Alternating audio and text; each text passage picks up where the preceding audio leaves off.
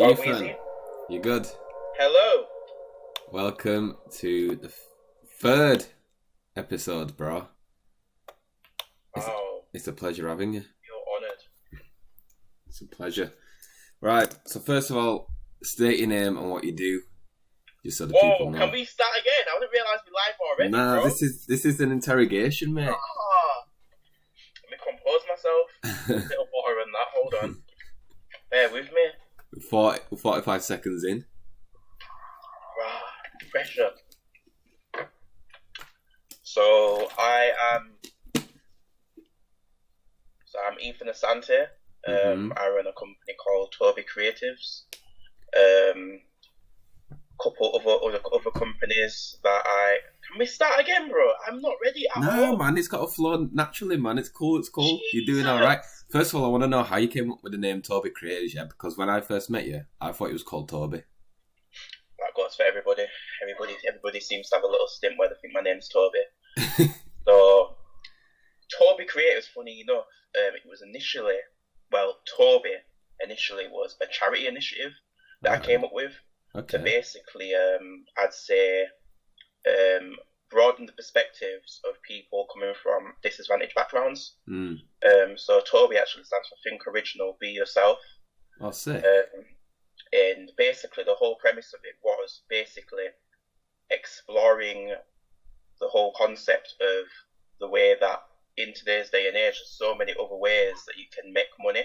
You don't, just because you're from a disadvantaged background, you might not have access to certain information. Yeah. There's a whole internet these days. 100%. There's all these different ways that you can make money.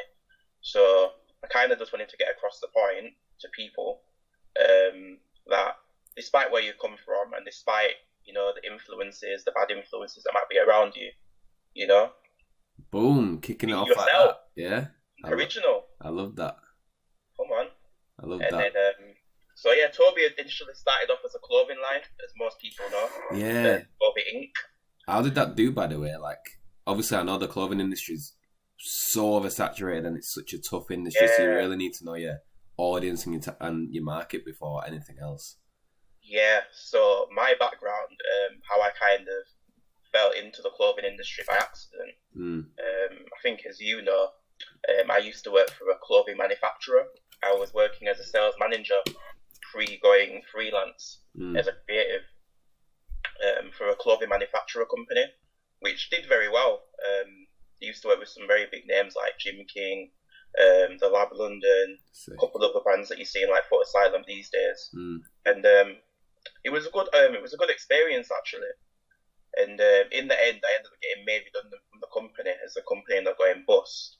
However, I feel like the experience that I got from that whole time that I spent at the company, I kind of learned what works in the fashion industry and what doesn't, especially when you're starting up as an independent fashion label. Yeah, 100%. So I kind of took that information and applied it to my own brand. So Toby Inc., to answer your question, it actually did all right. But reason being why it did well, obviously, I've got a branding background, so I understand branding. And I also sew as well, so I could do a lot of one-off pieces as well, which helped me stand out in the market. After all these years of knowing you, I didn't even know you sewed. Wow. Oh, what is that? Nah, that's sick though. I didn't even know what, like, hand or actual like machine. Machine. Yeah. I can hand sew, but nobody's got the time for that, bro. Yes, that's old school. That. Busy lives. Yeah. Got to get those clothing out there fast. Trust me. So like, Toby Inc. still very much so thing. I'm about to say, are you gonna bring it back? Because I know it's kind of like being on the back burner because you've been focusing primarily on Toby Creatives. Yeah, 100%. And my other little initiative as well, up North Shop. I'm gonna bring that back as well. Nice. All within good time. Good. Recently, we had our little endeavour last year where everything went a bit pear-shaped, but yeah. Mate, I'm excited for that. The Up North clothing was nice, and it means a lot to us northern people as well. Of course, bro. It's something that represents us. Yeah. All the years we were wearing new era snapbacks and I think that's what you need as well, especially in the clothing industry. Like, you need something that represents something one of all and relates to people. Like, have a connection. People wear it for a reason. And I think up north's like the perfect thing for that. With North Shop, I initially set out. It wasn't more so that I wanted to create a successful fashion brand. Yeah. I wanted to create something that was a trend and that had a strong brand presence. And to be honest, I think I've done that. Yeah. Because, these days, it's caught on massively. Like, I was on a train a couple months ago, got off the train in Huddersfield to change trains. And outside the, I think it's Huddersfield train station, like massive graffiti, NORF, which is crazy. Because, like, North, spelled with an F, wasn't a thing before I started it. And then obviously you've got there's a page called Northification where they like review albums nowadays from all the up north scene. So it's caught on, and I've basically done my job that I set out to do. Yeah. It's just now about establishing it as a clothing brand and a high-end clothing brand. 100%. I feel that's what's missing as well, because a lot of independent clothing brands are very limited out there. Yeah, they are. They get to a certain level. And I think it's good that you've also got like the marketing strategy, like obviously you're a graphic designer, so therefore you can do your own logos. You haven't got to pay for shit really, apart from obviously getting the clothing and whatnot, and that I understand. But it's kind of good that you've got all the graphics and stuff behind that. And just touching on the subject, like how did you even get into graphics?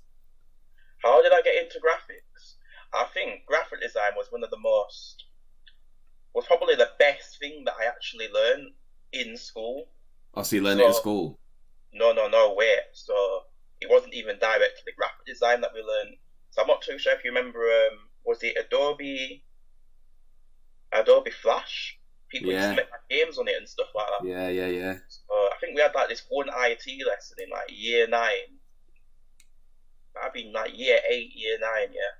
And they started teaching us Adobe Flash and Adobe Fireworks. Because obviously you had to create the little graphic things on Adobe Fireworks.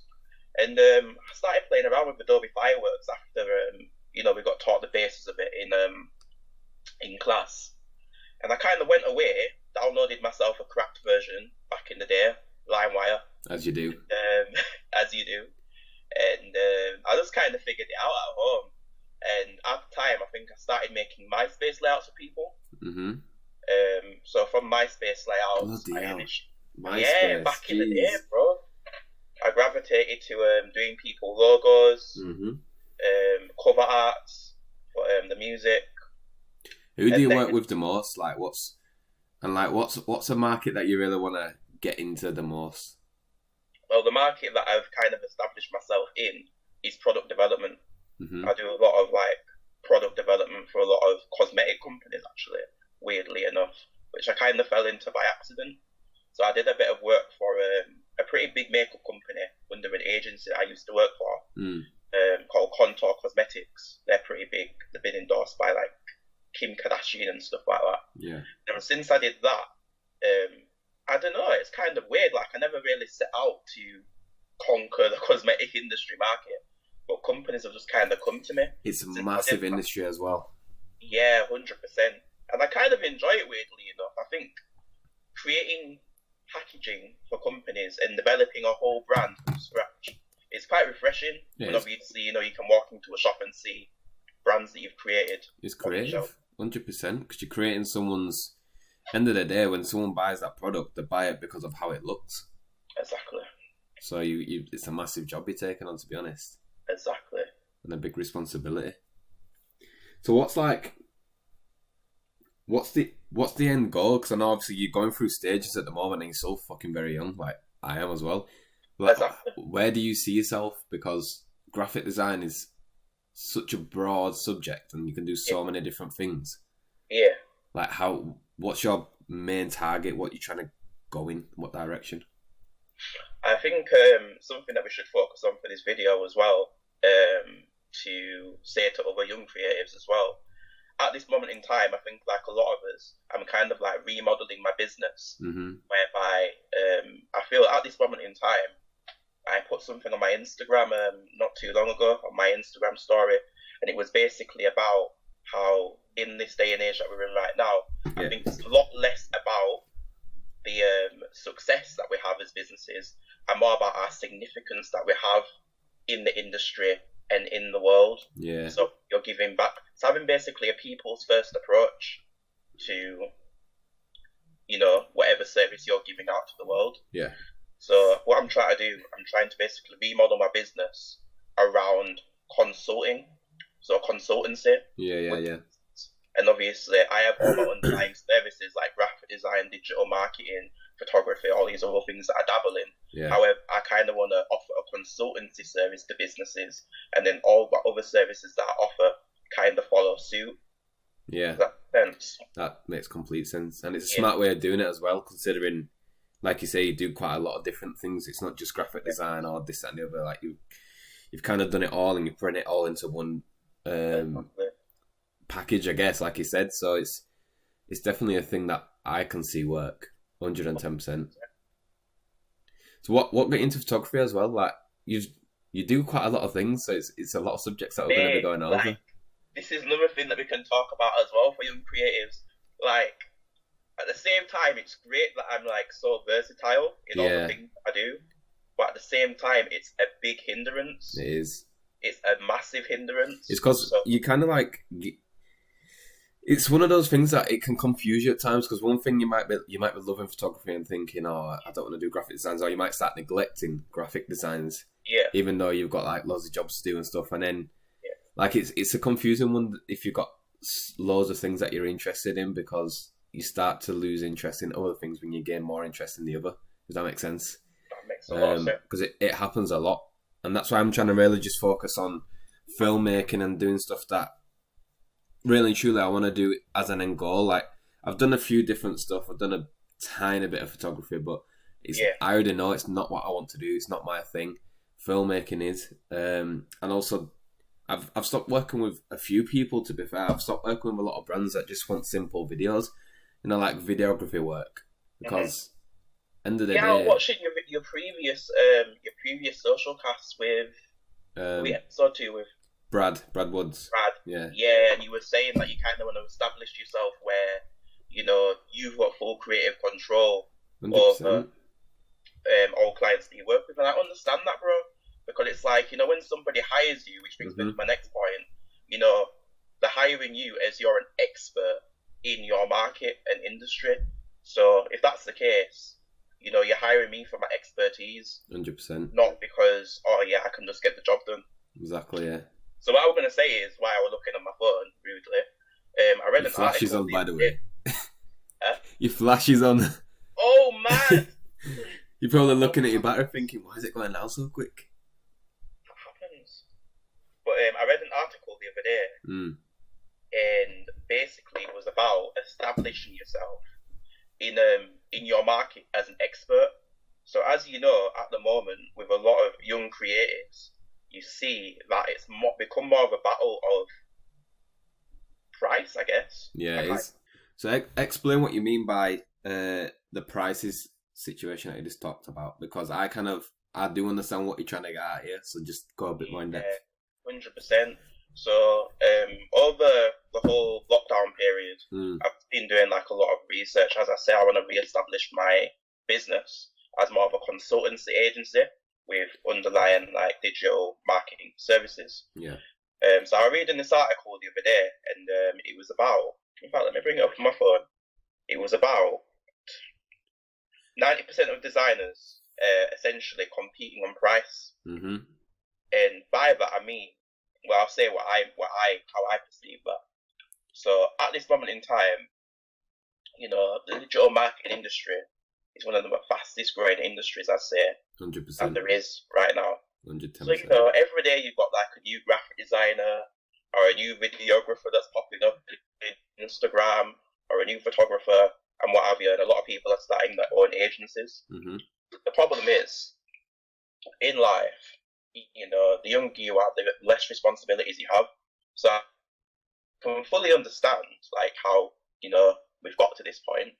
But what's happening is we're getting a lot of young creatives who are coming up, and because they're getting large volumes of clients through, they're feeling no type of way about basing their business around undercutting every other creative on the market. End of the day, I understand. I know where this is going, and it comes down to basically you undervaluing your work when you know it's worth 10 times more just to beat the market. I don't think, because obviously we've all been young, bro. Like, I think I always say, like, I'm still very much so a student of the game. Mm-hmm. Like, even I do, bro. Like, you know, I've just turned 25, and I still undervalue my work. I'm still very much so like an overthinker, where I'll look at my work and I'll be like, can I really charge this? But it's about having that confidence in yourself, where you understand that, okay, cool, there's a market value for a reason. And not only is there a market value, there's a value of my work, what I believe that I am worth. Mm-hmm. And you have to stick to that. Otherwise, how else can you expect a business 100% to appreciate your work and value your work?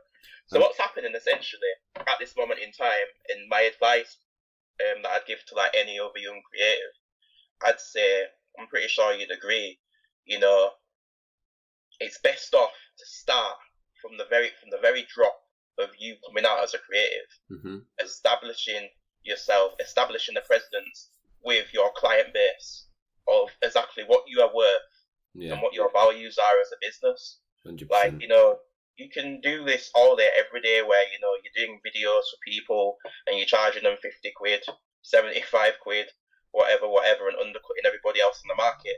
And cool, there will be a sudden influx of people who, if you're good and you're providing a decent product, mm-hmm. they will fluctuate towards you.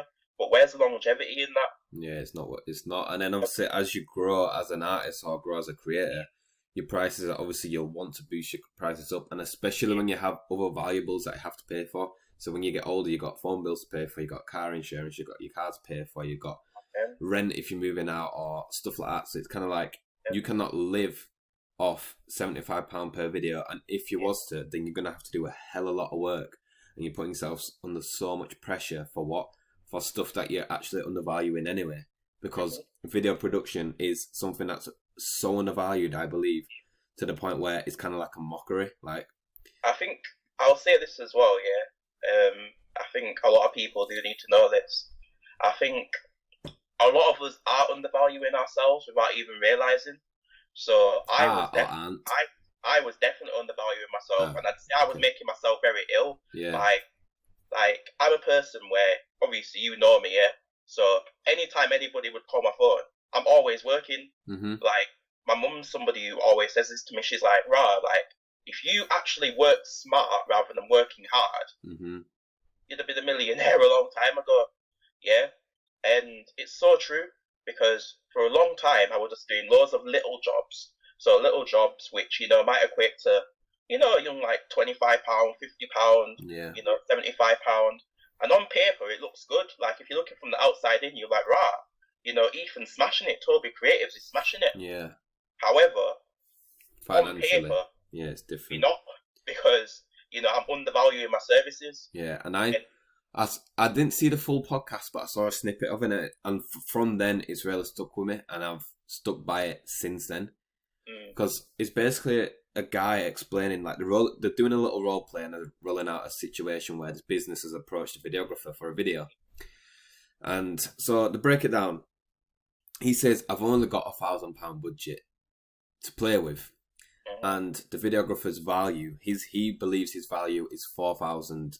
That's it, 4,000 above. Like, his minimum's 4,000. So I agree with that price, first of all, like, because the way he explains it, that business, he says how much on average does each customer spend. And he says around $100 to $150. Yeah.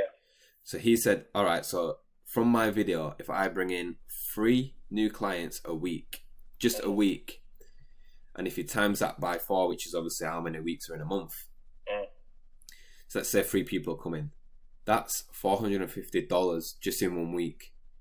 So then if you times that by 4, that's like, I can't do the maths in my head, but it's almost $2,000. It's like 1,800. So therefore, you've already gained or made back half of what you paid for the video within 1 month. So imagine how much that video is going to earn you throughout the whole year, because that video is only going to increase. As soon as you drop that video, it's not just, instant, blah, blah, blah. It's a gradual thing. People will continuously see that video. Therefore, people will continuously come to your business. Therefore, you're going to be earning more income from that video production that you undervalued to start with. For what? Like, and I kind of fully, it just blew my mind, and it made me realise, like, that is so true. The amount of value we're bringing to businesses, they just don't see it or appreciate it, to the point that they kind of think that we're overpriced when we're not. Bro, it's about establishing yourself in your market, as an expert. So it's either you're establishing yourself in the market as an expert, or you're establishing yourself in the market as just a guy who has a service that he provides. Yeah. Which one is it? So, from a branding perspective, I'd say the best advice that I can give to somebody if they're trying to like upscale their business, and get to that point where they can be charging premium rates and, you know, gaining their value from their customer. I'd say you've got to establish yourself, as I said, in your market as an expert. And how you do that is, so I'll use my own business as an example. So I'm somebody who I offer various different services. Like there's like hundreds of services I could offer under my business. Yeah. Me creating one big massive business where I'm offering consultancy, I'm offering graphic design, I'm offering website building, I'm offering videography, I'm offering photography, all these different things under one thing. I am not appearing as a specialist to my consumer. It's like if you look for a wedding photographer or a wedding videographer, I know loads of sick photographers, but if I was getting married tomorrow, you want to be specific. It's very unlikely I'm going to go to one of them people there who are doing street style photography, this and that. 100%. I'm going to go to somebody who specialises in wedding photography. Yeah, 100%. That's what you want. You want, like I say, I said this. I was talking to Brad about this. It's all to do with trust. Yeah. Like, and if that person's got a portfolio, therefore, like in a certain subject. Mine is basically my portfolio is mainly nightlife or music videos. That's my kind of primary thing. So I want to start doing way more music videos because I can use that towards a film production company, if so, because that's kind of what they look for. But I couldn't do that with nightlife, so therefore I need to kind of weigh down my options a bit more and really tackle into what I really want to do. And I am doing that already, but to the point where it's just one main thing that I do, and I might do the odd jobs here and there just to pay bills, obviously, which everyone does. I think that's really important that you actually touch on that, because a lot of people seem to think, this is a conversation I had with somebody not too long ago. They were basically speaking to me about, you know, my business, how I operate and everything. And they were basically just saying to me, like, this is actually very recent, like, since we've been in lockdown. Like, oh yeah, you're smashing it. Like, I seen that you did a job for so-and-so the other day. Yeah. And they thought everything was great. Like, I think people, as creators, we're very scared to tell the other side of the coin. Like, 100%. It's not all hunky-dory, as a creative. Like, we are self-employed people. And when you're starting off as a creative, there are going to be times where you're only earning a couple £100 a week. That's it. If that at times, you've got to build a client base first. It's the toughest thing ever, because I can't remember a time since I've gone full-time self-employed that I haven't been working, apart from holiday. Like, I'm always working from 100%. The morning I get up to the night time before I fall asleep. Like, there's no in between. It's like I'm constantly working. I might go gym. I might fit gym in, but there's a lot of days that I'm actually missing gym. So therefore, like, and gym's kind of like my place to, you know, meditate myself. It's just me, do my own thing. And I kind of need that time. But as self-employed people, you have to take those sacrifices where, look, if you want to get to a good point and if you want to get into that position that we're talking about, you have to put in so much work and effort into doing these things, building a portfolio, and then just trying everything you can to then get into a bigger field of what you're already doing and something that you really want to specialise in. But I think as much as we say this, I think saying no to certain things is as important as saying yes to things. 1,000%. So as much as I'll say, like, you know, you can learn as much. Sometimes you can earn more from doing free jobs. Earn more from doing free jobs than doing paid jobs. 100%. And by that I mean from getting certain people on side and building a network of people around you who can essentially put you in the places that you need to be to earn more money. You know, sometimes you have to do things for them for free. There's nothing 100%. Wrong with that. But at the same time, I will say, saying no or being in a position to say no to certain things is what stands you in a position in your market whereby you're a lot more respected. Yeah. But to do that, that brings us back onto what you were saying. So what creators need to realise, going back to people who are basing their business around or competing on price, you need to build yourself a safety blanket around you whereby you have not just finances, but a network around you whereby you can survive in any sort of position that you may get put in. Because you are going to have rainy days. There's always going to be droughts where you might not be working as much and you might not have as many clients. 100%. So you need to make sure that you're financially stable, you're mentally stable, and your business can stand up on its own 2 feet, even if, say, you don't have many clients 1 month. But to do that, you need to have that safety blanket around you. And how you do that is getting ahead in life. This is what any good business professional will tell you. 100%. And to get ahead, you need to make sure that you're charging your value and not undervaluing yourself. If you're undervaluing yourself, how long is it going to take you if you're just doing, there's these people that you see on like Instagram these days who are doing like cover art for £10, £15. Ridiculous. It's not sustainable. Absolutely ridiculous. It's not sustainable. So how can you expect to get ahead as a business, to upscale your business, which I'm pretty sure if you're a business, that should be your end goal. How can you do that if you do not have the safety blanket? Facts. It's a great thing to talk about, obviously, having some funds at a side. Like, it is a key thing to have, especially when, like I say, you don't know what's going to happen in life. Anything could just be chucked at you, and therefore, like, you're just left stranded. Or not even with a pandemic, like, even just, like, work could like I say, we're just talking enough camera, but work can just flatline. Like, you might have nothing for 2 to 3 months. I wasn't going to mention this, but, like, we can actually speak about, I had a house fire last year. We can speak about that. Yeah, 100%. Stuff like that. So it's like, credit to you as well, actually, bro. I will say this, give you a bit of good PR. Yeah. So last year, guys, I ended up having what was essentially a room fire in my attic. I'm ironically sat in right now. So I had a big attic fire. And how that basically happened is one day came home. I remember coming in from a shoot. My mum was cleaning. She'd plugged in one of my photography video lights, like an outdoor video light. The thing stayed on. She ended up asking me to go to Asda. So we've driven to Asda now.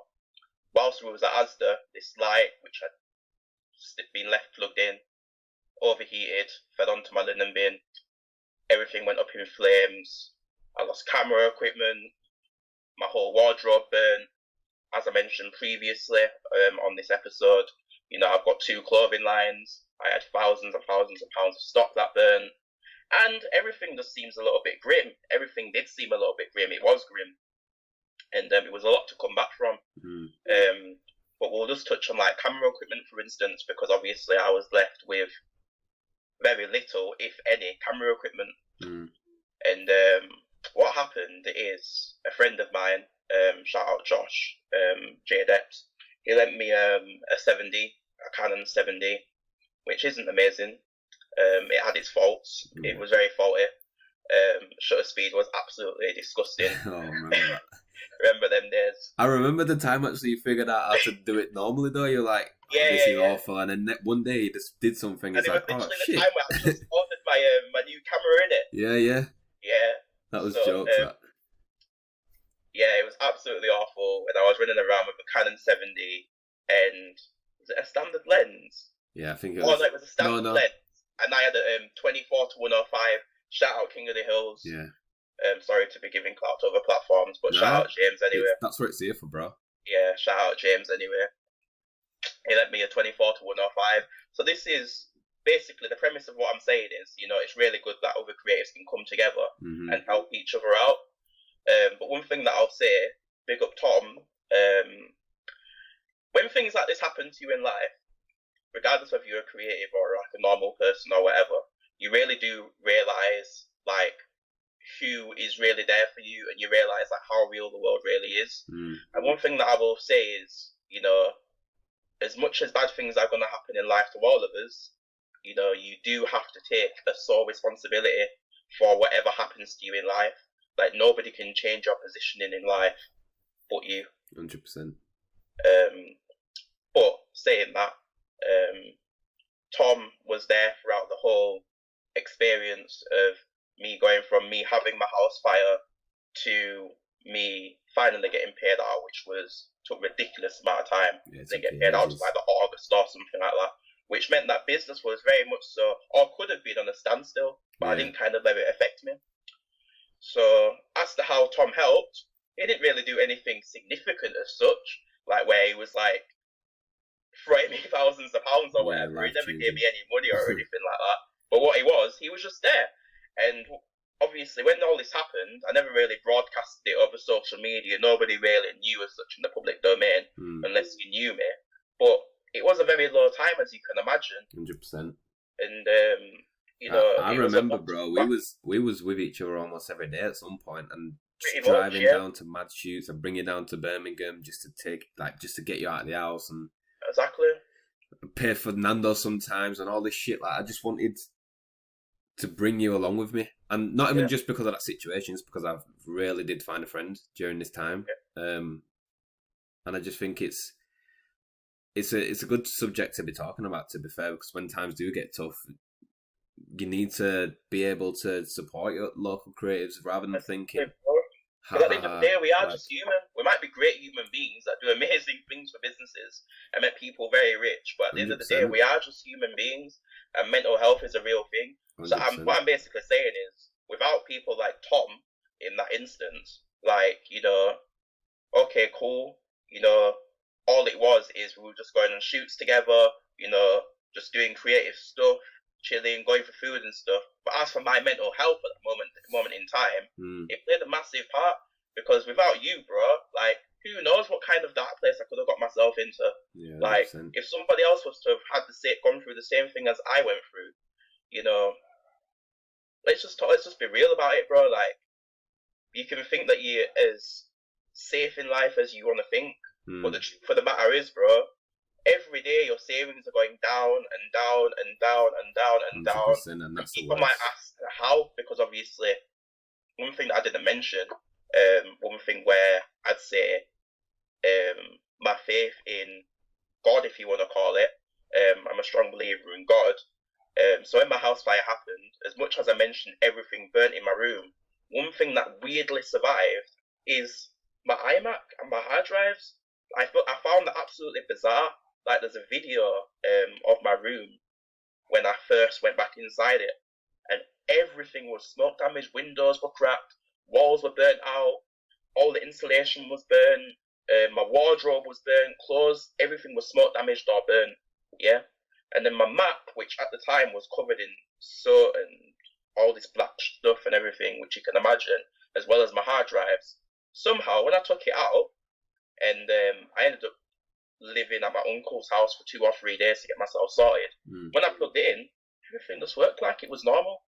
So my point being, everything that burned, as bad as it was, everything was materialistic or replaceable. Yeah. However, the one thing that wouldn't have been replaceable, which is tip to creative, back up all your data, one thing that wouldn't have been replaceable is my hard drives and all the things that I've worked for and everything that I've built up over the years. That survived. How weird is that? It was like a sign, basically, wasn't it? That. Yeah, 100%. That is weird, but luckily and thankfully, everyone's safe. Yeah. It's back to normal, kind of. Kind of, yeah. But one thing that I will mention, though, that I kind of swayed off topic, when things like that do happen, the truth of the matter is, I was in a situation with a creative agency. Obviously, everything was all over the place. So we ended up parting ways, which was a great shock to my financial infrastructure of what I was doing. Obviously, I didn't have the camera equipment that I usually have. So a lot of jobs I had to pass up on. Graphic design work slowed down for a long while, as obviously other things were happening in life, whereby I didn't really have a place where I could work. So everything slowed down dramatically. And what happens is, if you regardless of what safety net you've got, as we touched in the previous part of this episode, you know, when things like this happen, you really do need to reassess life, as your savings will go down every day, 100%. and you can land in a place where I did at one point, where I was in my overdraft. Yeah. Never been in my overdraft in the whole time that I've been working. That's the reality of what happens. And you've got to make sure that you're in a place where your mental health is so strong that you can come back from that, and it doesn't get you disheartened, and you can build yourself back up. I was literally about to touch up on motivator. that, because it's not only financial income that's going down, it's also with a massive thing like that, your mental health. This is my point. So therefore, like, it's easier to just crumble and just like let life take over, but it's down to you to really step up and be that dominant person and think, right, well, this has happened, but you know, the way that you looked at it was, well, my laptop's still here, so let's just get cracking on. I remember at a time I was coming in your house, and I remember how bad the situation was. You was in your living room, my living room, on my mum's on sofa. the couch. The desktop were there and everything, and I was just like, right, like that. That's when I first realised, like, shit, this is actually like it's real. It's deeper than it is. You know what I mean? So And for other people, that could get you really disheartened. But my best advice to anybody who goes through a situation like that, or worse, like, let's face it, people go through a lot worse situations. You know, you've got to be your biggest motivator, your own biggest motivator. You have to take control of your life. Like, only you can make the change in your life to get yourself out of that predicament. And one key thing that I'd say is the people that you surround yourself with and the people that you talk to on a daily basis play a massive part in your mental health. 100%. Surround yourself with positive energies. And, you know, a lot of people might ask, how can I do that? Like, a lot of people are in very lonely worlds, bro. But at the end of the day, we have this thing that we've been gifted with, the social media, there's the internet, there's so many ways and means that you can connect with new people in different walks of life, whether that's like LinkedIn, whether that's Instagram. Do not be afraid of reaching out to people. Yeah. Which kind of brings us to, like, just to segue real quick, which kind of brings us to what we were talking about on our little break when we were off air,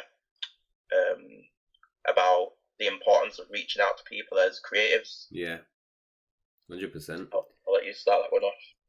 I just think, as creatives, we all need to be in sync with what's going on.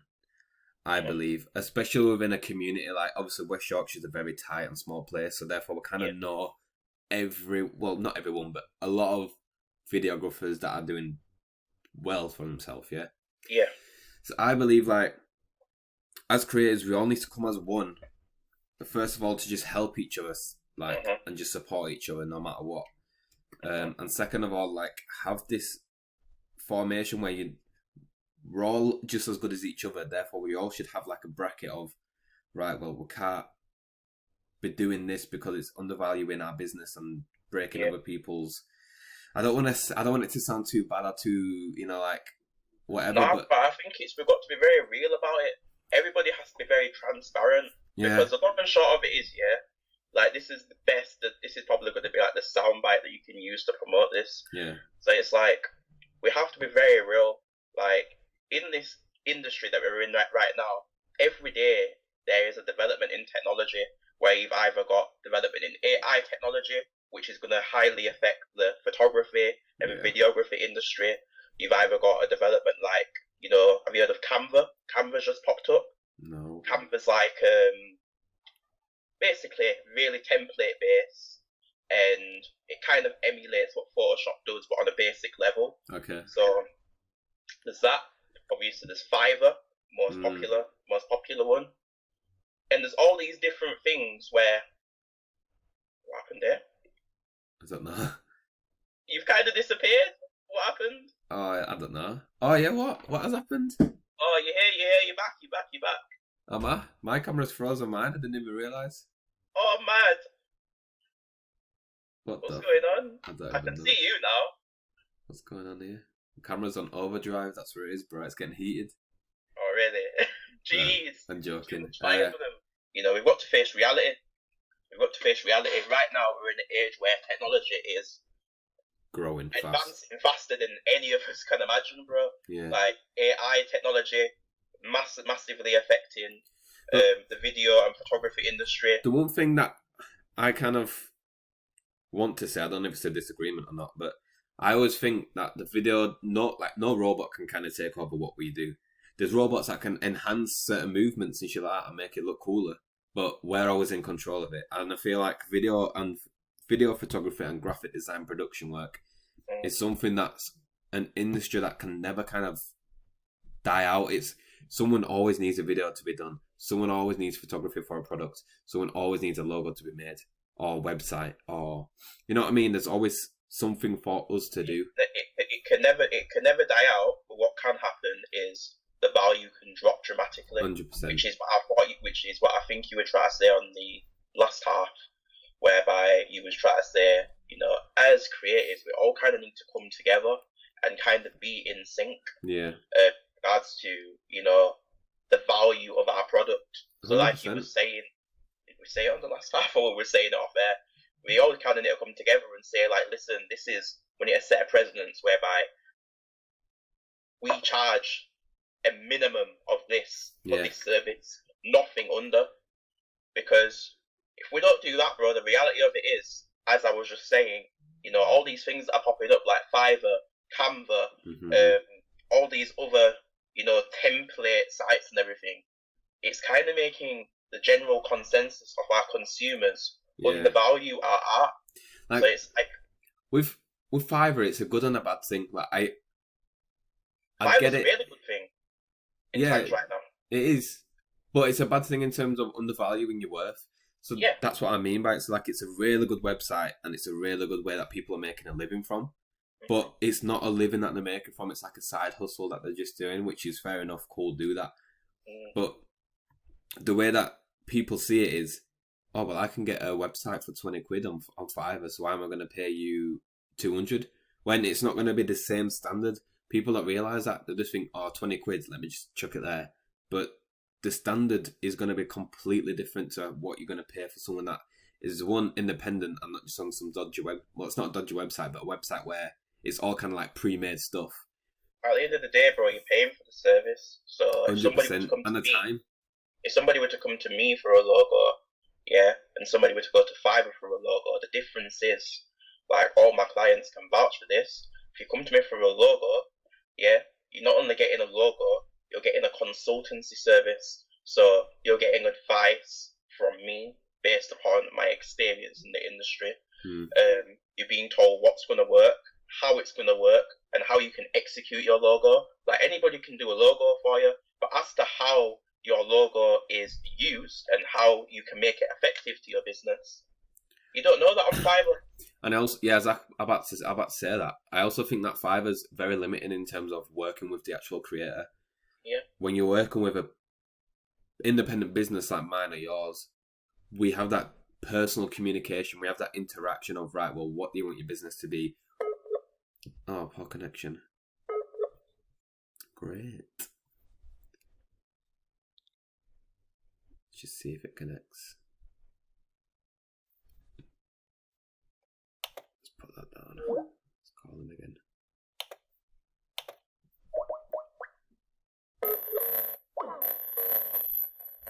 Oh.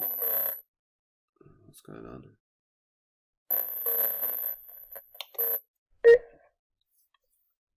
What happened there? Bro, I honestly don't know. Are you sure it's not your internet? My internet, 4 bars. God knows, bro. Well, let's just continue. I can't find my video, but we'll just continue where it was. Was it me speaking? Yeah, it was just you speaking. It's basically like, I think, like I said, there's no personal interaction there. It's just like, okay, well, I want a logo. Then they can type like a sentence or two, or maybe a paragraph, but it's still not enough communication in order to get your full message across of what you're wanting. And you know what I mean? So it's like, you can it's like picking or choosing what you want and how much you care about your brand. Because if you care about your brand as much as you say so, then you'd probably want to invest in more of a higher end independent company where you're going to work on a much more personal level than you would with a website like that. But what I also would say is, if a business or you're just starting out a business or you're on a really tight budget, Fiverr's great for that. But just don't expect or compare the difference between a Fiverr compared to someone that really knows a craft, who owns a business and really does this as a really main subject. I think it's two different things that they need to realise. This website, what is going on?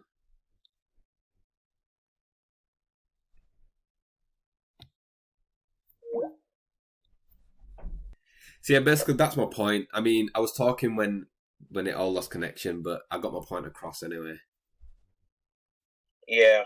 I think they just need. Tell me what your point was. Yeah, they just need to realise the difference between what they're getting with a website like that compared to an independent business that's someone that really hones that craft.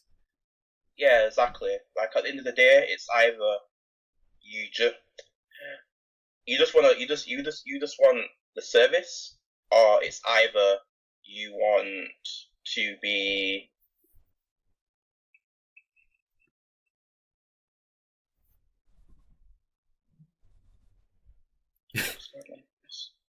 Have I got off screen or something?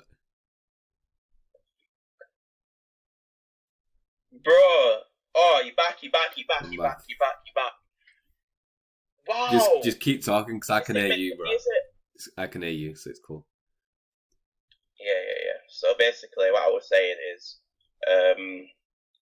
with Fiverr and everything, it's great. But however, the perception that that consumers are getting from websites like Fiverr and Canva is undervaluing. It's undervaluing the work ethic that goes into the jobs that us as independent creatives do. Yeah. So it's, for instance, like, we'll be very transparent about this. Like, if somebody were to come to me for, say, their album cover art, that's something that, as much as people like to think, it's just a quick job, it's something that hours of work goes into.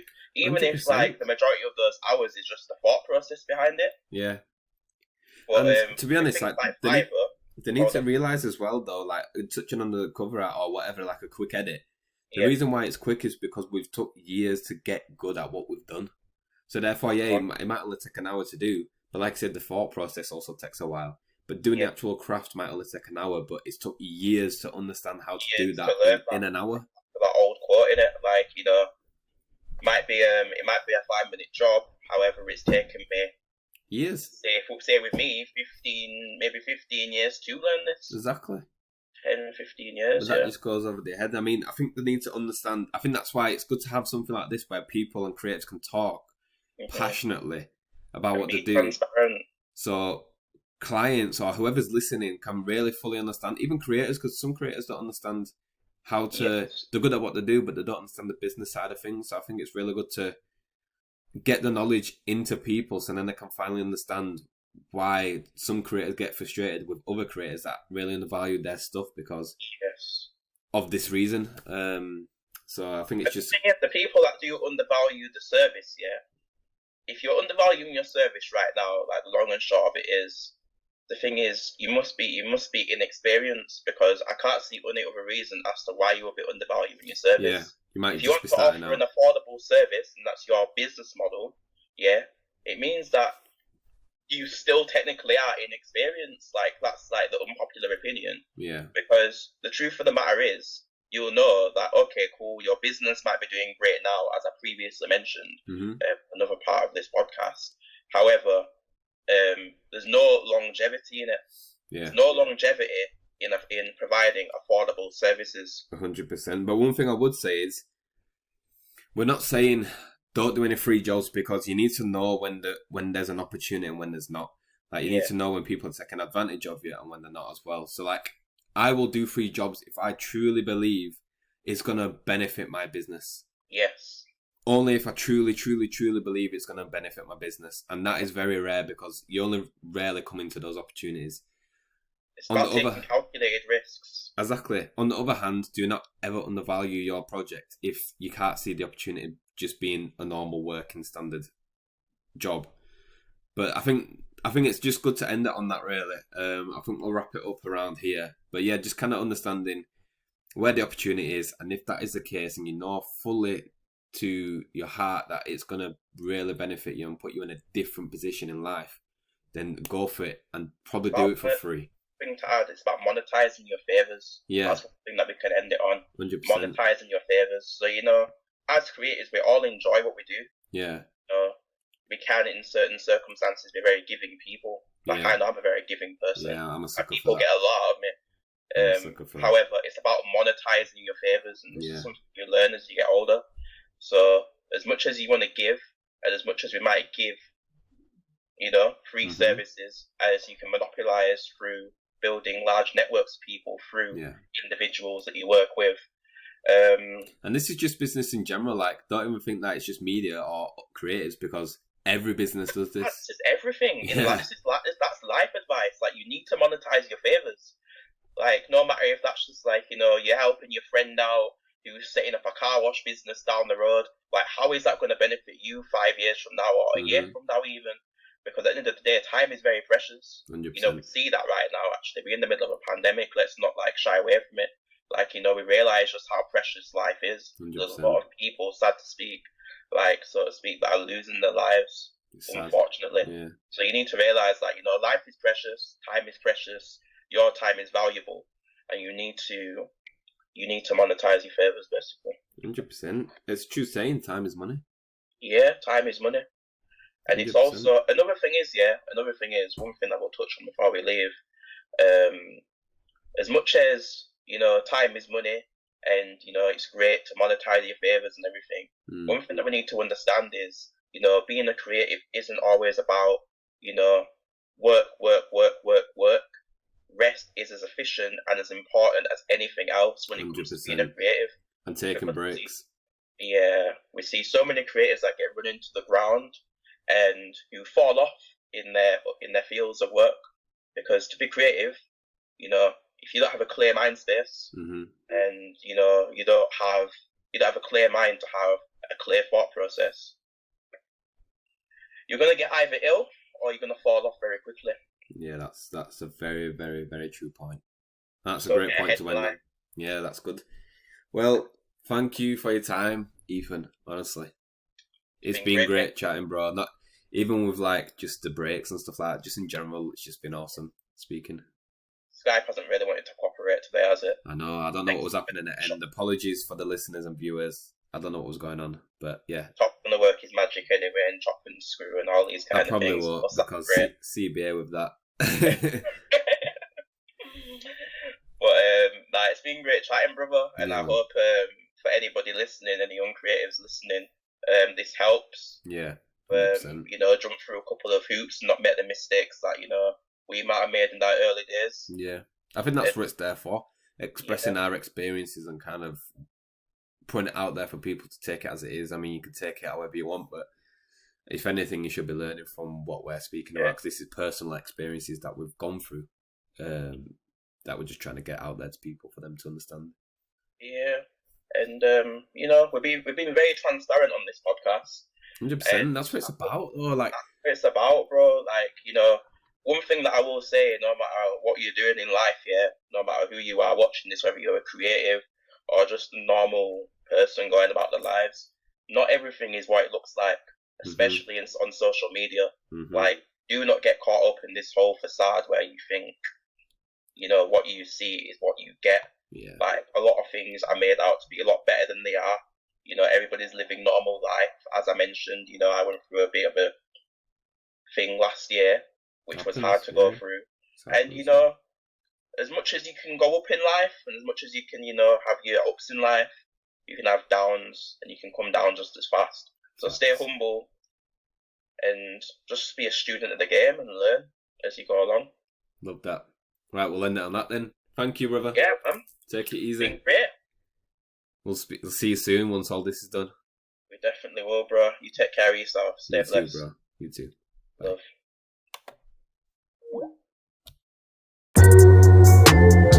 Love.